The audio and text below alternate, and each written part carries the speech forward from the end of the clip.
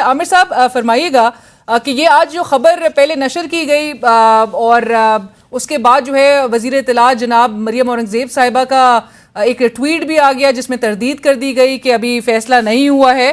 آپ اس حوالے سے بتائیے گا کہ بالفرض اور جو کہ آپ کو پتہ ہے اتوار کے روز وزیر اعظم شہباز شریف صاحب نے اس بات کا کلیئرلی کیٹیگوریکلی انہوں نے کہہ دیا تھا کہ اپنی مدت مکمل کرنے سے پہلے حکومت جو ہے وہ چلی جائے گی. آپ کو کوئی جواز کوئی جینوئن جواز نظر آتا ہے اسمبلی کو قبل از وقت تحلیل کرنے کے حوالے سے؟ علینا بہت شکریہ آپ نے مجھے موقع دیا. سمجھنا یہ چاہیے کہ انتخابات 60 روز میں ہو یا 90 روز میں کوئی بہت زیادہ فرق پڑے گا نہیں اس سے.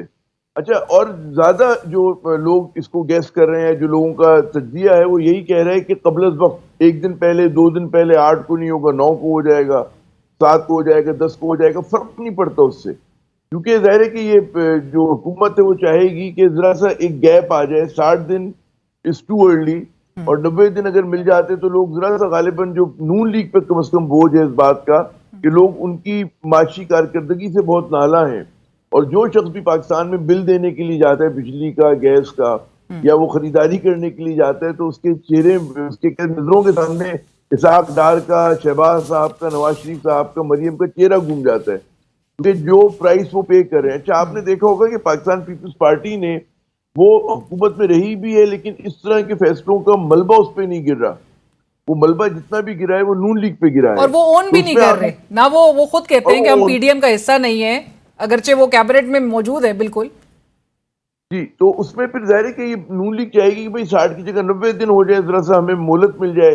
اور جب کوئی نئی کیئر ٹیکر گورنمنٹ آئے گی تو جتنے دن وہ بائے کر سکیں گے. پھر ان کو ایک اور بھی ہے کہ نواز شریف صاحب کی واپسی کا ایک بڑا ایک سوال یہ نشان ہے کہ نواز شریف صاحب اپنے بھائی کی حکومت کے 15 ماہ کے دوران تو آئے نہیں. بالکل، تو کیا وہ کیئر سیٹ اپ میں آئیں گے کہ نہیں؟ کیئر ٹیکر کے رحم و کرم پہ ڈالیں گے. بالکل. اور لیکن اس سے متعلق میں چاہوں گی عامر صاحب، آل دو کہ میں یہ آگے آپ سے پوچھنے جا رہی تھی، لیکن میں چاہوں گی کہ آپ نے اب یہ ذکر کیا ہے تو یہ بھی فرما دیجئے کہ نواز شریف صاحب، آپ نے جس طرح سے کہا سارے فیصلے ہمیں بھی پتا تھا لندن سے ہو رہے، کیبنٹ کو سمن کر دیا جاتا تھا، ڈیفیکٹو پرائم منسٹر ان کو کہا جاتا ہے، لیکن کیا وجہ ہے کہ ان کے بھائی کی حکومت میں بھائی کے صاحبزادوں کے کیسز جو ہے وہ ریزالو ہو جاتے ہیں، اس سے بری ہو جاتے ہیں، لیکن نواز شریف صاحب کو تو ٹرائل تو فیس کرنا ہے، ان کے تو جوں کے تو ہی ہیں کیسز.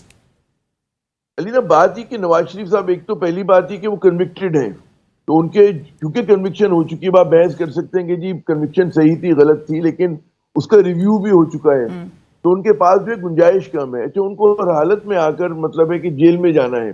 اچھا، اب لوگوں نے ٹھیک ہے کہ اسمبلی نے جو ہے نامکمل اسمبلی نے کچھ قانون سازی بھی کر دی جو بظاہر ان کے حق میں، اور بہت سارے جو وکلا ہیں وہ تعدیل دیتے کہ جی اب ان کے اوپر پابندی بھی ہٹ گئی 5 سال کے، وہ جو پوسٹ کی تھی کیا کہتے ہیں الیکشن نہ لڑنے کی، پبلک آفس نہ ہولڈ کرنے کی. لیکن بات یہ کہ اس کی it is open for interpretation, اور وہ ظاہر ہے کہ جو دوسرے لوگ بھی ہیں اس کے اوپر شور مچائیں گے. اور غالباً نواز شریف صاحب اب عمر کے اس حصے میں ہیں کہ وہ 1-2 روز بھی جانا ہو، چاہے وہ جیل کتنی آرام دہ کیوں نہ ہو، مانا کہ وہ حکومت ان کے بھائی کی کیوں نہ ہو، تو جیل جانے سے گریزاں ہیں. پھر دوسری بات یہ کہ اعتماد کی بھی کمی ہے. انہیں نہیں پتا کہ سسٹم جو ہے وہ کبھی ابھی لگ رہا ہے کہ جو ان کے حق میں ہے بظاہر، لیکن کب جو ہے سسٹم کسی اور طرف نکل پڑے. کیونکہ ہمارے سسٹم میں ایک بات ہے کہ عمران خان کی کہتے ہیں نا کہ ان سے پولیٹیکل ٹسل کی وجہ سے فائدہ اٹھایا یقیناً نون لیگ نے اور دیگر پارٹیز نے، لیکن ہمارے سسٹم کے اندر ایک ان بلٹ چیز بن گئی ہے کہ جی وہ بہت زیادہ کرپشن کو کنڈون نہیں کرنے دیں گے. تو وہ ریزسٹنس جو انسٹیٹیوشن سے کبھی نہ کبھی آئے گی. ابھی نہیں آ رہی تو بعد میں آئے گی. رائٹ. عامر صاحب، یہ میں آپ کو بتا رہا ہوں. جی تو میں کہ یہ بات بہت اہم ہے کہ لوگ یہ سمجھ رہے ہیں نا کہ انسٹیٹیوشن جو وہ سابق وزیر اعظم بھی کہتے ہیں جی انسٹیٹیوشن جو ہے وہ کرپشن کو کنڈون، ایسا نہیں ہے.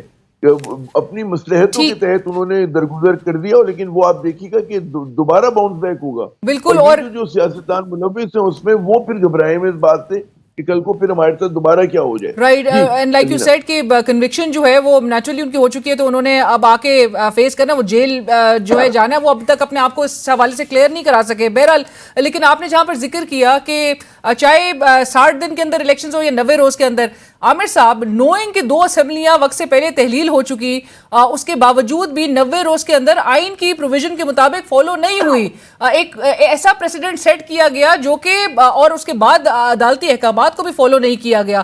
آپ کو لگتا ہے کہ 90 روز سے جس طرح ایک وائلیشن نظر آئی وہ موجودہ حالات میں بھی وہ والی ایک خطرات یا خدشات موجود ہیں کہ 90 روز سے ایکسٹینڈ کر سکتی ہے کیئر ٹیکر سیٹ اپ؟ بعض لوگ بالکل اس چیز کو بہت بڑا چڑھا کر پیش کر رہے ہیں، لیکن مجھے لگ رہا ہے کہ ہمارے آئین میں کوئی اس کی گنجائش نہیں ہے. پھر آپ دوسری بات یہ کہ کوئی بھی حکومت آئے گی اس کو ایک پاپولر سپورٹ کی ضرورت ہوگی. یہ نہیں ہو سکتا اسٹیبلشمنٹ یہ کہے گی جی الیکشن نہیں ہوں گے اور اس میں پھر ایک طرف پی ٹی آئی ان کے مد مقابل ہو. پھر ظاہر ہے کہ یہ بھی جو پولیٹیکل پارٹیز ہیں ان میں سے بہت ساری چھوٹی بڑی جو پارٹیز ہیں، ہو سکتا ہے کہ نون لیگ کو اتنی جلدی نہ ہو الیکشن کی، لیکن باقی جماعتوں کو ہے. پیپلز پارٹی سندھ کے بغیر نہیں رہنا چاہتی. پیپلز پارٹی کو نظر آ رہا ہے کہ غالباً وہ جیت سکتے ہیں، وہ کہتے ہیں نا کہ وہ حکومت بنا سکتے ہیں. تو وہاں پر جو ہے ایک ڈویژن ہے ہماری پولیٹیکل کلاس میں، اور اس میں زیادہ تر ان کا غلبہ ہے جو چاہتے ہیں الیکشن وقت پر ہوں اور تاکہ ملک جو ہے وہ ایک طرح سے نکلے اس کرائسس سے. اور میرے خیال میں اسٹیبلشمنٹ بھی اس معاملے میں وہ یہ نہیں کرے گی کہ کیئر ٹیکر اب اس وقت صورتحال ہے جو محاذ ارائے کی صورتحال ہے اس میں مزید نئے محاذ نہیں کھولنا پسند کریں گے. نئے محاذ نہیں ہوں گے. جی الیکشنز آپ کہہ رہے ہیں اپنے وقت پر ہی ہوں گے، اور آلدو آپ کو پتہ ہے کہ آئی ایم ایف کو بھی آپ نے ایشور کروایا کہ الیکشن جو ہے وہ ٹائم پر ہوں گے.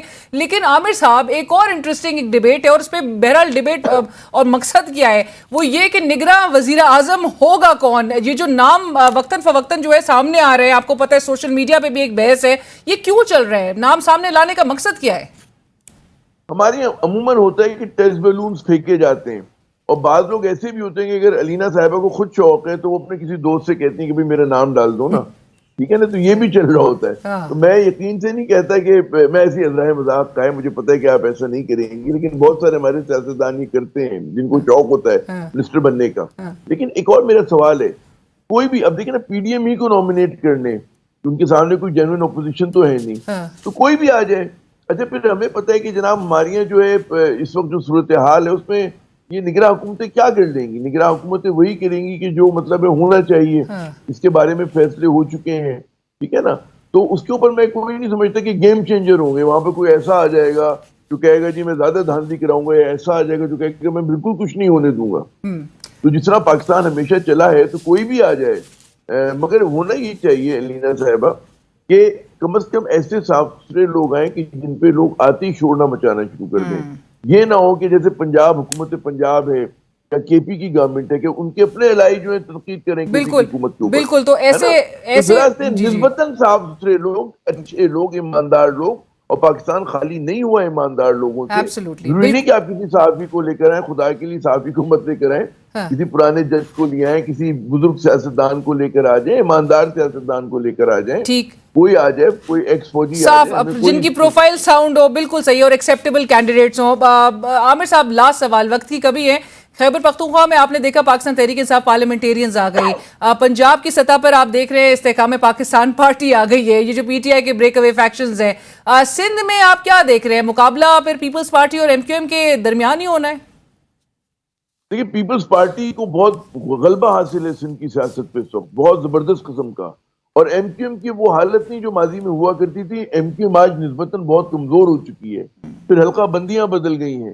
تو میں سمجھتا ہوں کہ اربن سندھ میں بھی مجھے اس بات کا اندازہ ہے، اور میں شرط لگانے کو بھی تیار ہوں، اگر آپ لگائیں کچھ 100 روپے کی شرط، کہ پیپلز پارٹی مجھے گین کرتی ہوئی نظر آ رہی ہے، کیونکہ پی ٹی آئی کمزور ہو چکی ہے.